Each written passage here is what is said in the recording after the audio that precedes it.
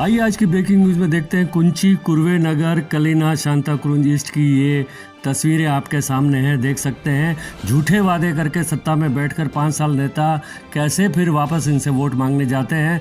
देखिए गली नंबर 5 के हम दशा दिखा रहे हैं। ये देखिए यहाँ पे पानी भरी हुई है, गटर भरी हुई है और यहाँ की समस्या ये एक यहाँ की अक्का है, वो बताएंगे। बोलो अक्का क्या? 5 नंबर के लिए पूरा गटर सब टूटा हुआ है। हाँ, पूरा पानी भरता है, बारिश में पानी भरता है। इतना पूरा कंप्लेंट भी एड्रेस हम बोलो। लोग की नहीं सुनता है। पूरा एड्रेस बोलो। एड्रेस पुजारी चार 5 पाँच नंबर के लिए नंबर पुजारी गली चार। पुजागरी कुंची कुर्वे हाँ, कुंची हाँ, कुर्वे।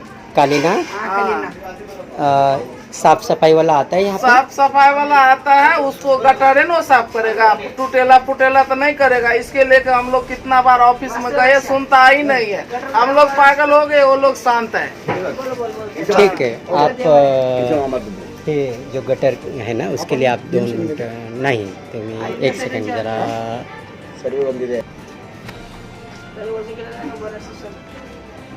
गली नंबर 5 कुच्ची कुर्वे नगर में हम आए हैं। यहाँ पे एक बहन जी ने हमको अपनी सिच्युएशन बताई।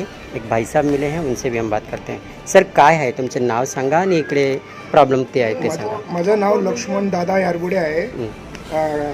गली नंबर 5 पुजारी चाळ इथे गटरचा लय मोठा समस्या आहे। रोज सकाळी पाणी भरतात। ते आम्ही वारंवार कंप्लेंट देऊन पण ते टायमवर पोहोचत नाही।